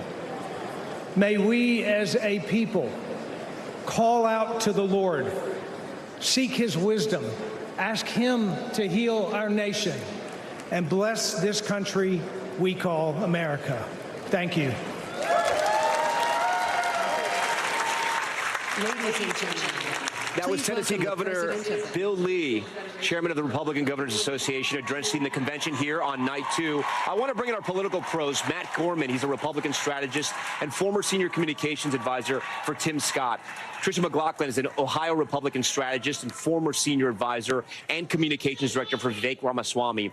And David Plouffe, a Democratic strategist and former White House senior advisor to President Obama. We thank you all for joining us. David, I want to start with you. You're someone who has helped candidates get elected to the highest positions in this country. I want to show our viewers 2 images right now. The first, of course, this is from Saturday. This is right after the assassination attempt on former President Trump. Blood across his face. He was holding up that fist. He was chanting fight. It's an image that was beamed around the world and all across this country. And then you have the moment last night when he walked into the hall, his ear bandaged, almost looking emotional, Some people have said he almost looked humbled. I don't know if that's the case. I think he walked in, he was just soaking it all in. But these are images that may matter. And my question to you is, will they matter in November? Well, you know, in politics, imagery and visuals, that's the world we live in, whether you're in the private sector or in politics. You really have to think image and visual first, certainly short form video. So, you know, the image from Saturday was iconic. And obviously, I think all Americans are very, very grateful that President Trump survived that attack. I think that, you know, in a race that was already defined, what's fascinating, of course, they're only 3 years apart in age, but I think voters see them much more differently. Trump being seen with more vigor, I think that just adds to that sense. You know, the image last night, powerful as well. What I found, listen, it's hard to say this when you're in the middle of a convention, Tom, was having, you know, kind of led campaigns where, you know, we had 2 conventions. They really don't make a huge difference. They're a great moment, I think, to rally the party. I think Trump's speech on Thursday will be more important than most because it happened after the assassination attempt. He does have J.D. Vance. That'll be his first moment on the national stage. You know, sometimes a keynote will break out. So I think it's really the image from Saturday. And I think the big question for me is Trump's speech Thursday. He has said that he's torn it up, said that it was a barn burner. You know, we'll see. Is it really going to be that much different in tone? I do think, and as a Democrat, it makes me sad to say this, I think Trump, I don't want to overstate it because we live in a very divided country, but I think there are some voters now that may be more open to thinking about Donald Trump. You know, that's a combination of Saturday night, but probably more importantly, post-debate. And does he seize that moment? The J.D. Vance selection to me was not about addition. I think that was about doubling down. So it'll be fascinating in his speech Thursday to see how he handles this moment, where I do think there'll be average American voters, maybe some who might have voted against him, quite frankly, who are on the fence about voting for him. How does he seize that opening? David, briefly, because we have that breaking news that's come in that Vice President Kamala Harris has spoken with Senator J.D. Vance. And essentially the conversation is about a VP debate. There's one on the calendar. It hasn't been accepted completely. It's not official for August 13th. If you were advising Vice President Kamala Harris, would you tell her to do that debate? Same question for J.D. Vance. Do the Republicans need to do that vice presidential debate? Well, you know, the Republicans right now have a slight advantage, but a meaningful one in the battleground state. So I think it's a question not just for the 13th, but for September 10th. Does Trump actually go forward with that debate? I, as a citizen, not as a Democrat, think these debates are really important. We've historically just had one VP debate, so I hope it's a good opportunity for J.D. Vance to introduce himself to America and to show that he can defend and promote Donald Trump's record. You know, Kamala Harris, the Biden-Harris ticket needs this debate. We got to get off the mat. So if I were the Biden-Harris campaign, I'd debate every day you could. So certainly on the 13th, certainly on the 10th, you might want to ask for more debates. I doubt Trump will give them, but absolutely, they need to debate. I mean, I remember back in 12, I don't want to equate this too much, but when Barack Obama had a really bad debate against Mitt Romney, it was actually Joe Biden who picked this up. I think it was a really good vice presidential debate with Romney's running mate, Paul Ryan. So yes, so that'll be interesting, whether J.D. Vance accepts it. What was fascinating is when Biden challenged Trump to that first debate, very counter to kind of Donald Trump's history. He just said, sure, I'll be there, I'll take the rules, and it obviously worked out well for him. So we'll see if that continues. But yes, Harris needs it, much more so than I think, you know, the Trump Vance ticket needs it. But it's a good opportunity for J.D. Vance to show he can operate on that stage. And we know he's a very skilled writer, a skilled communicator. Just I remind these debates are tough. We're reminded about them in every cycle. These are human beings that get up there. They can be well prepared. They can have a good strategy or not, and the debate can go sideways. David Plouffe, I'm sure our viewers at home heard all of that wisdom. We over here at the convention hall are hearing the Beatles blaring All My Lovin'. Matt Gorman, I'm going to go to you with all that All My Lovin' song. I mean, appreciate it. Pretty apropos.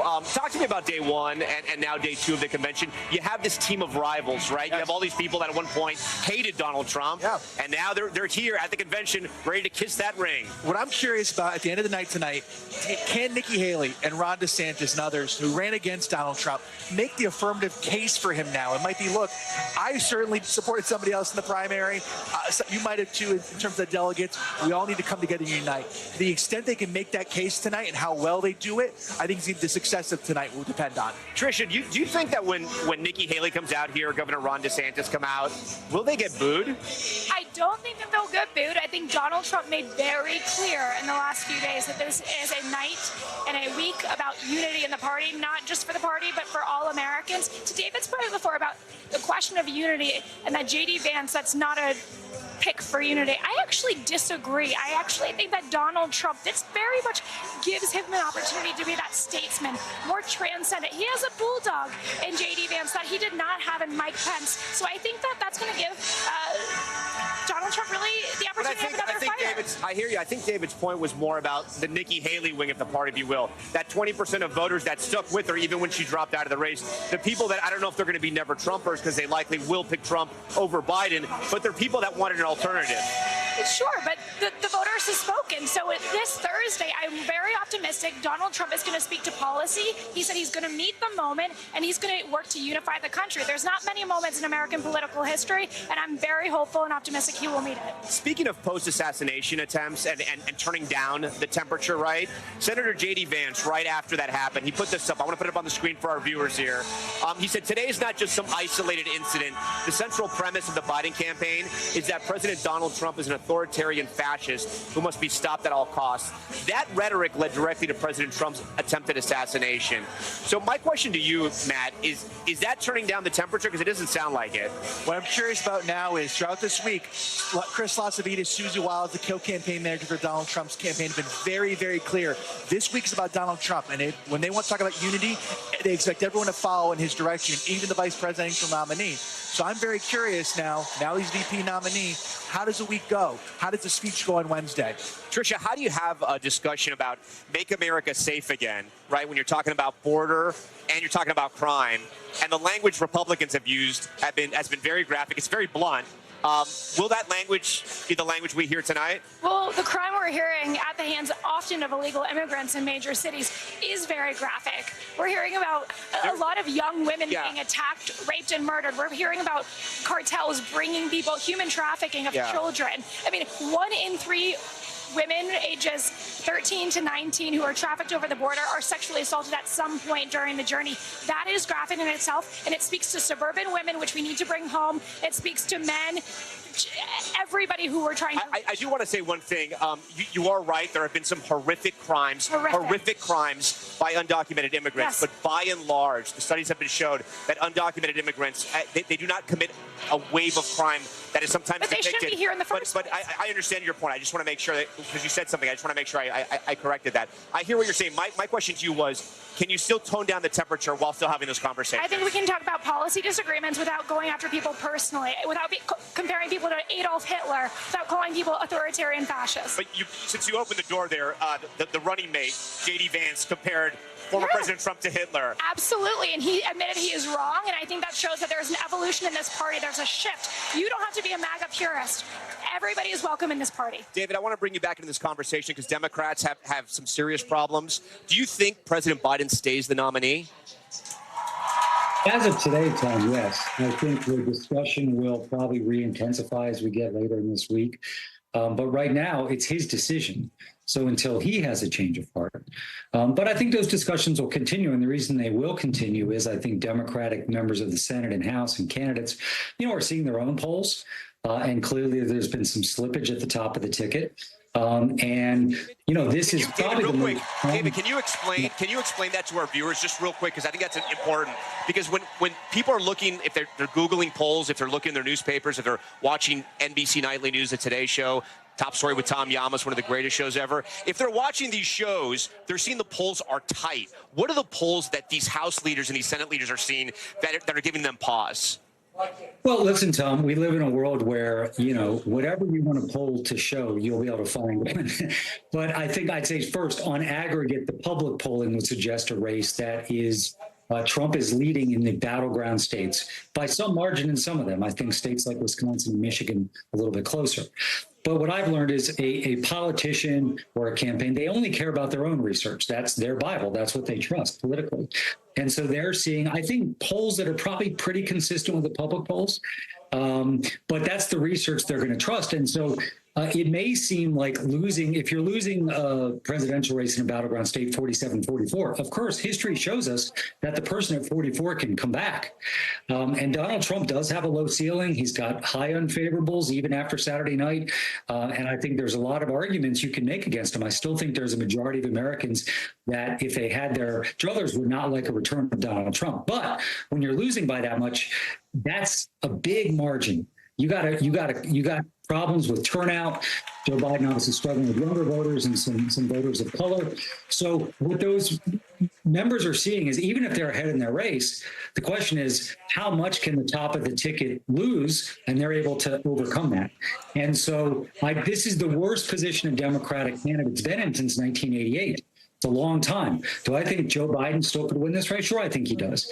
But the thing I like to stress is you don't have till Election Day to fix this. People start voting in almost all the battleground states in early October. Donald Trump, after committing malpractice in 2020, is embracing early voting, vote by mail. So you're not going to have that structural advantage in him. So that's what's driving this. I think two things. Democrats do not want Donald Trump to be president. That's probably most important. So they want to beat him. And number two, they're concerned about House and Senate races because obviously a Donald Trump trifecta, particularly after that Supreme Court ruling on immunity, is very scary. So they're seeing numbers, I think, largely consistent with some of the better public polling. But my sense is it might even be a point or two worse. David Plouffe, we appreciate all your analysis. Matt, we always appreciate Tricia. Great to have you guys on. I'm sure we're going to see you all week. We'll have much more ahead tonight from Milwaukee, including a closer look at today's theme on immigration and the border, plus new details on another assassination plot against former President Trump. Our live coverage of the Republican National Convention continues after this break. Stay right with us.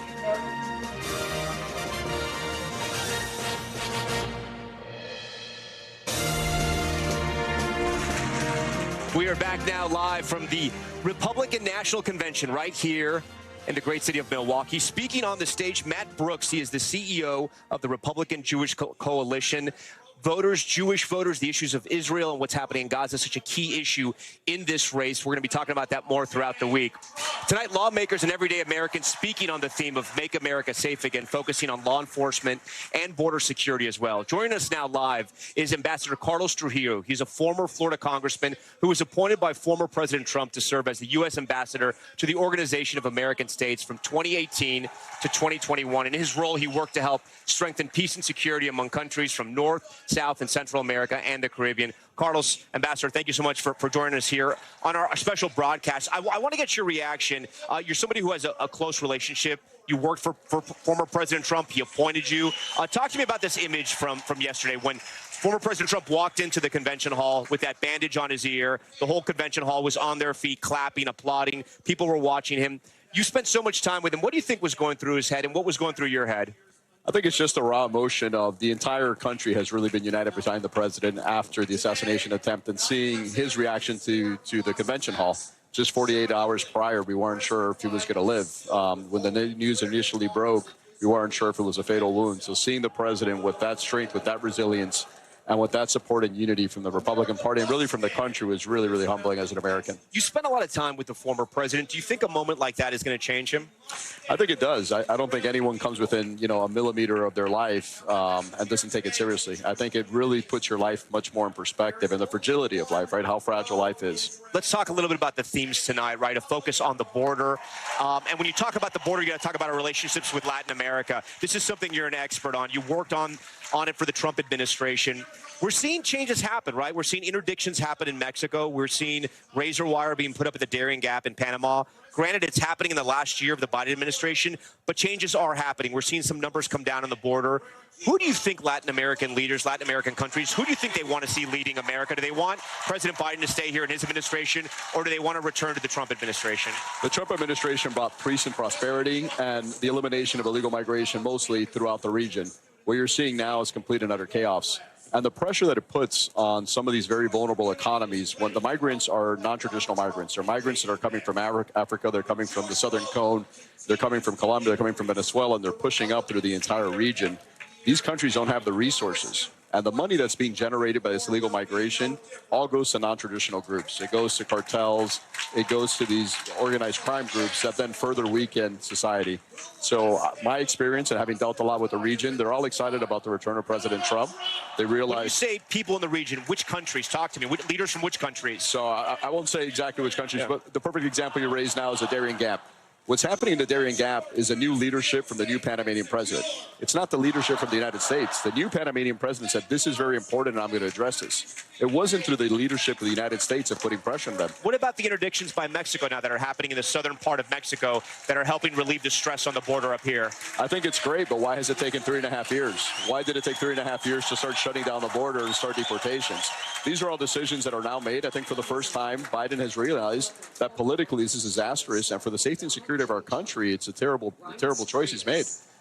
Ambassador, you are from the great state of Florida, and before we talk about our great state of Florida, the Sunshine State, I want to take a look and dip down to the convention hall floor. Reince Priebus, former chief of staff to President Trump, former President Trump in his first time in office there, a native of Wisconsin here, welcoming the crowd and talking to the convention goers here and the delegates on the floor. Ambassador, as I return to our conversation and Florida, you have a relationship with Senator Marco Rubio. He was not chosen. Senator J.D. Vance was chosen. Are you happy with the pick? I think J.D. Vance is a great pick. He's young, he's energetic, he's a veteran, he's from Ohio. I think overall he adds a ton of value. Obviously, Rubio is from Miami, from Florida, and a dear friend. And I was rooting for him, but I think the party is more united right now behind Donald Trump and the Vance ticket than we've ever been as Republicans. But it seems like the party would have been united without Senator J.D. Vance. So what does he add to the ticket? What does he give former President Trump that maybe he doesn't already have? I don't think anyone gives Trump something he doesn't have, right? Trump is a generational talent, a generational politician, and nothing has happened similar to Trump before him, and I don't think something will happen similar to Trump after him. Yeah. But having a good, strong running mate, having a young talent, having a person of his caliber, of his intellect, of his pedigree, adds to the longevity of the party. Do you wish, though, that he could have maybe expanded the ticket? The thinking was with Senator Rubio, they could have brought in some more Hispanic voters. You could have had somebody come out there and be a chief surrogate who could go on Telemundo, Univision, and speak to voters directly. Obviously, I think Rubio would have added a lot of value, especially when it comes to Hispanic voters. But if you look at President Trump's margins, right now, Hispanic voters, it's the best margins Republicans have ever enjoyed. And it's the same margins we're enjoying with African-American males and the same margins we're enjoying with the majority of the Republican base. You know, we're going to have Nikki Haley come out here. We're going to have Governor Ron DeSantis from Florida as well. Do you think they get booed, or do you think they're welcomed? I think Nikki Haley is going to have a tough homecoming in this crowd. And why is that? Talk to me about that. Well, I think she had an opportunity to drop out of the race much earlier. I think she drug it out much more. She's been very, very critical of President Trump. And I think the Republican base, obviously based on her performance in the primaries, is not very welcoming of her positions on a lot of issues. All right. Ambassador Carlos Trujillo, always a pleasure to talk to you. Thanks for being here. Nice to see you, Tom. Yeah. Next, we have some breaking news tonight. Sources tell NBC News that U.S. officials learned of an Iranian plot to kill former President Trump weeks before this attempted assassination in Butler, Pennsylvania. Authorities have found no connection between the plot and the assassination attempt by the 20-year-old shooter Thomas Matthew Crooks. I want to bring in NBC News senior White House correspondent Kelly O'Donnell. Kelly, what do we know? Well, this is a threat that has been an enduring one since 2020, when then in office President Trump took out, through a U.S. military strike, the head of Iran's Iranian Revolutionary Guard, and that was Soleimani. And that, of course, caused a great deal of tension between the U.S. and Iran. And officials have said that since that time, they have been tracking various threats. And at this point, 3 federal officials have told us that they were aware of again, this threat level against former President Trump in recent weeks. And once they identified that threat through the various sources of incoming intelligence, they did alert the Secret Service, and the Secret Service was able to surge resources around the former president. Now, the investigation on what happened in Butler, Pennsylvania, on Saturday is separate and ongoing. There is no indication at this point from officials that there is a connection here, but it does give us that larger picture of how there are ongoing threats that federal officials at different levels, including the Secret Service that has the direct hands-on protection of the former president, the current president, and other protectees, that this is an active, dynamic situation that they're dealing with all the time. So this threat is something that they have known about. They say they surged resources, and they will continue to investigate that kind of potential, which includes threats made against former officials like Mike Pompeo, who had been CIA director, John Bolton, who had been a national security advisor, and that Iran has expressed commitment to try to seek revenge for that attack on Soleimani 4 years ago. So how does it all fit into the current picture? That's one of the big questions. Kelly, and my question to you is we know the head of the Secret Service came out and did an interview. Did she have any answers of what happened, where the failure was? Well, she says that it all stops, of course, with her trying to take responsibility as the head of the agency. They are still looking at areas for what happened here.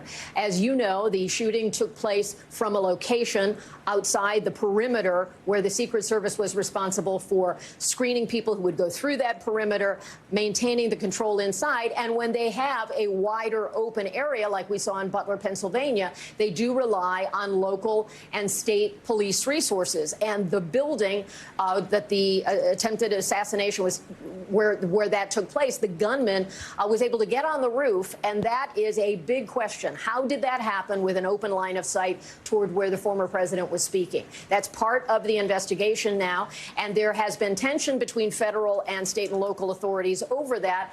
The Secret Service saying they partner with state and local officials at every event.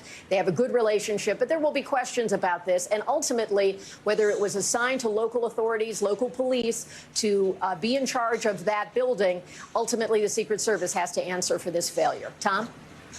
Kelly O'Donnell, appreciate all your reporting. Thank you for getting us up to speed on that one. Our coverage of the Republican National Convention continues, but after this break, we'll have new reporting ahead of the Democratic National Convention. A letter obtained by NBC News showing some House Democrats are asking the DNC to delay formally nominating the president. The details from Capitol Hill next.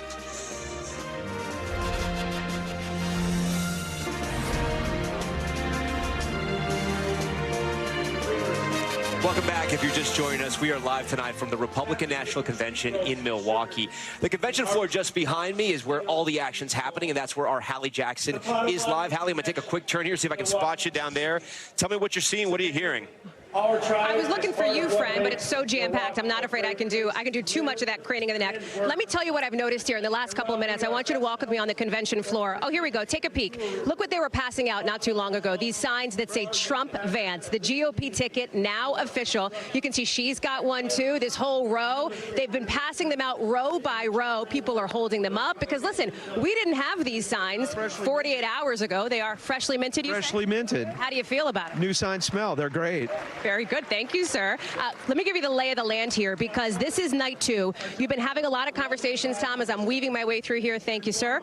About what happens tonight. We're going to be looking up on stage. The stage, of course, right here, where a number of those former rivals of the former president are set to speak. I was trying to see if we could maybe sneak around the front here. I want to be respectful of the folks who are watching the remarks here, but come over with me this way here because look at that box up there. Do you see that red box where it says Make America Great Once Again?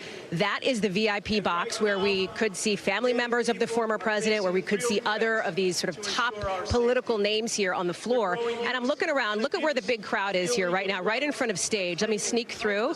So sorry. Thank you, sir. Front row seats for some of the most critical states. And as we talk about, of course, these brand new Trump Vance signs, here's another one hot off the presses. Obviously, the key for J.D. Vance, according to folks that I've been talking to, is going to be helping to turn out the vote in some of those critical Rust Belt battlegrounds like, look where we are, like Pennsylvania, front row seat here at the convention right in front of stage. Same goes for Wisconsin. And then, Tom, I know you've been down here at the Florida delegation as well, the home state of the former president. So lots going on here as night 2, honestly, in full swing. I think you might have been in commercial break before, but they had the band playing. People were on their feet. Folks were fired up here on the floor, Tom. We'll see you down here soon, I think, friend. Back to you. Hallie, it was so great to see you on our cameras, and I think the cameras from all over the world, all the news broadcasting down there saw you as well. across a few cameras, but that's okay. Hey, that's okay. That's the convention, right? Hallie, great seeing you. Thank you for that. That was amazing. We have some new reporting tonight ahead of the next convention. A letter obtained by NBC News showing at least 20 House Democrats are asking the DNC to delay formally nominating President Biden. For more on this, I want to get to NBC News Capitol Hill correspondent Ryan Nobles, who joins us now live from Washington. Ryan, explain this to our viewers. What exactly is happening with the Democratic Party? Well, Tom, you know that the Democratic convention isn't scheduled to kick off until the middle of August, but Democratic leaders are concerned about the ballot access rules in Ohio, so they are planning for what they're calling a virtual roll call that could begin as soon as the beginning of August. I believe the date is August 7th. Now, Democratic leaders are a little bit concerned that that process is happening too quickly, especially because there is so much uncertainty about President Biden at the top of the ticket, given that disastrous debate performance and the fallout after. So there are a group of House Democrats, these are elected leaders, who have joined a letter asking the DNC to delay this process, to not formally nominate President Biden as the party's nominee as early as the beginning of August, to give the party more time to figure out what their next steps should be. At this point, we're told that as many as 20 members of the House Democratic Caucus have signed on to this letter. It's being led by Representative Jared Huffman of California, who, interestingly, even though he has raised concerns about President Biden as the leader of the Democratic ticket, he has not outright called for him to step down as the party's nominee.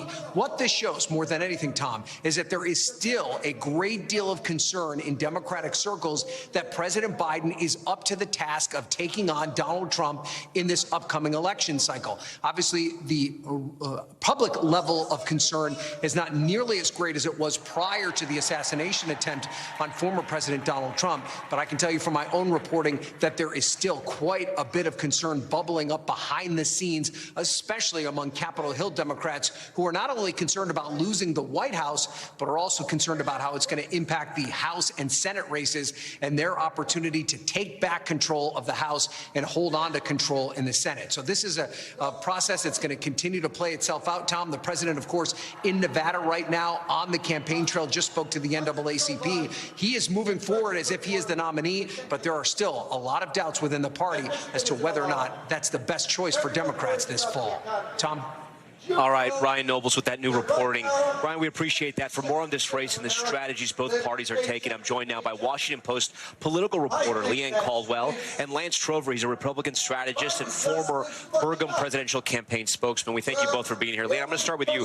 How do you take that reporting that we just broke about the Democrats and not wanting to nominate President Biden right away?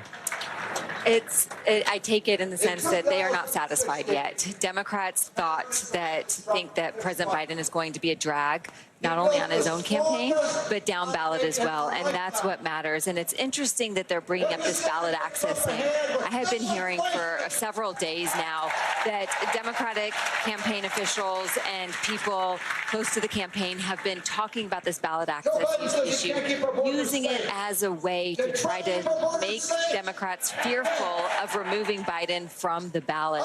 And so this now is becoming very public, this debate on the campaign saying that if Biden is not on the ticket, it could cause electoral challenges. And so even though the assassination attempt happened, even though the Republican convention is going on right now and all the attention is not on Biden and the Democrats, there is still a lot of division in the party and a lot of nervousness that they are going to lose this election. Lance, you work with Governor Burgum. The big story, obviously, yesterday, he was not selected to be the running mate for former President Trump. My first question to you is, how's he doing?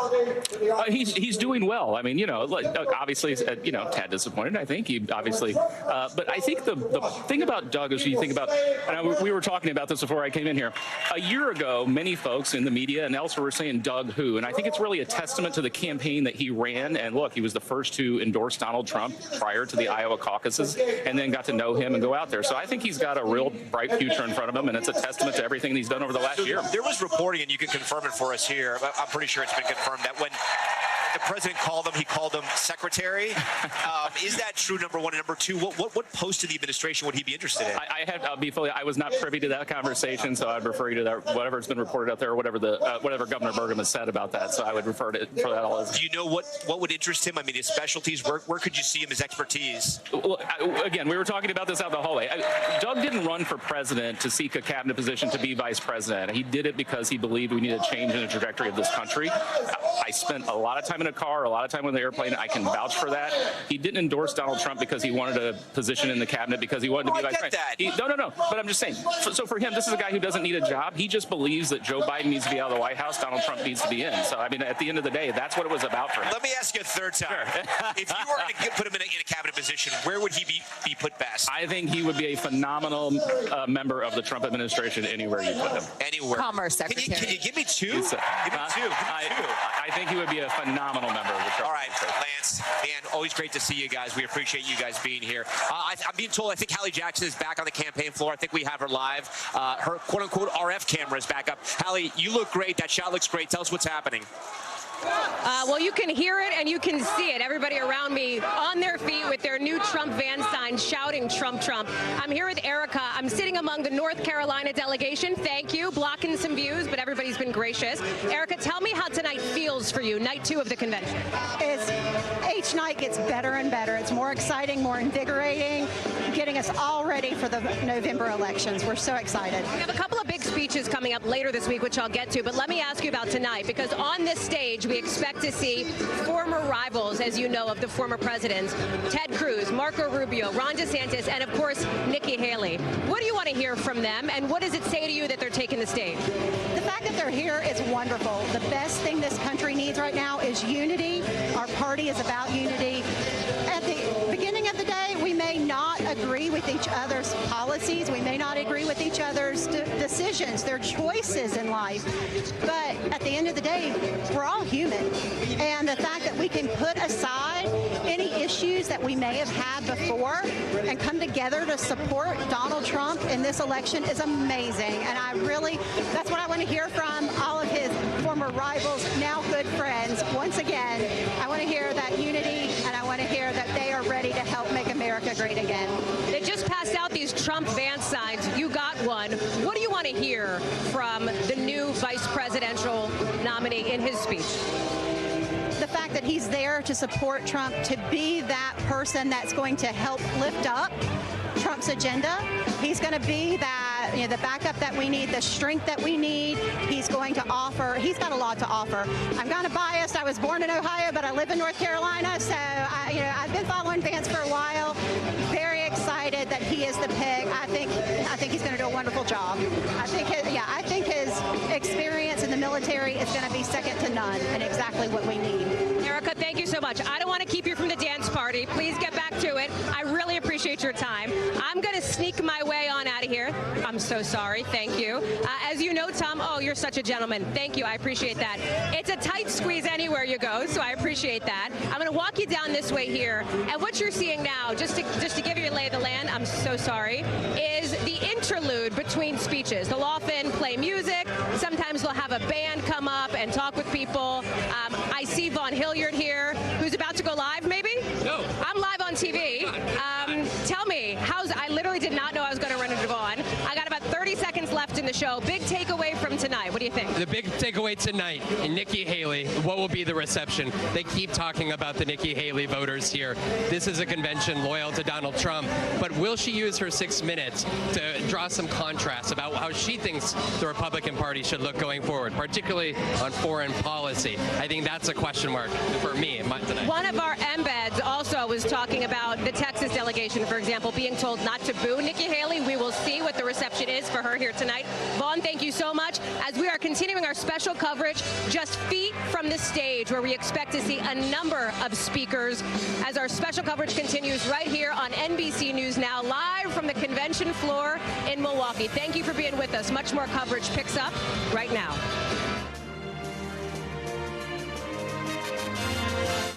Thanks for watching. Stay updated about breaking news and top stories on the NBC News app or follow us on social media.